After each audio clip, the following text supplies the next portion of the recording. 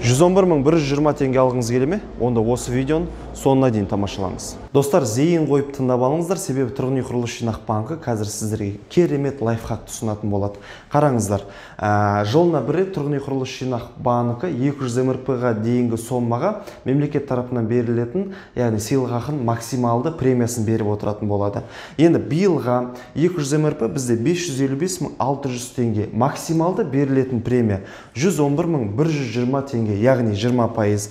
Енді қымбатты достар, қараңыздар, жақсылап мұқият тыңдаңыздар.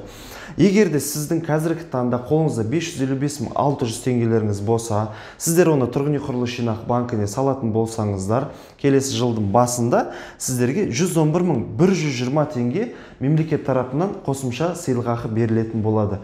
Бірақ егер сіздің қолыңызда 1.600.000-ден жоғары ақша бар болса, сіз оны өзіңіздің салымыңызға толықтырып салатын болсаңыз, сіз, яғни өзіңізге ғана салатын болсаңыз, 111.120 теңгені алатын боласыз.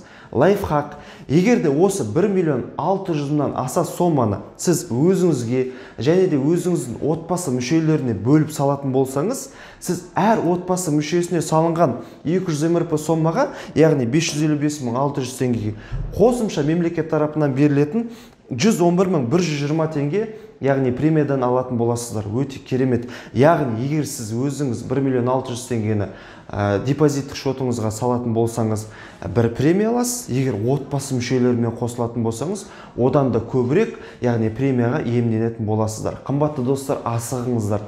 Яғни қолдарыңызда бар ақшалардың бәрін қазір тұрғын үй құрылыс жинақ банкіне салып, максималды премияны алуға барымызша ынталанайық. Айта кететін жайт, максималды премияны алу үшін 31 желтоқсанға дейін тұрғын үй құрылыс жинақ банкіне өзіңіздің шотыңызға ақшаны салсаңыз болғаны. Жалпы барлықтарыңызға лайфхак өте пайдалы, жақсы, қолайлы болды деген ойдамыз. Әр қазақстандық баспаналы болсын.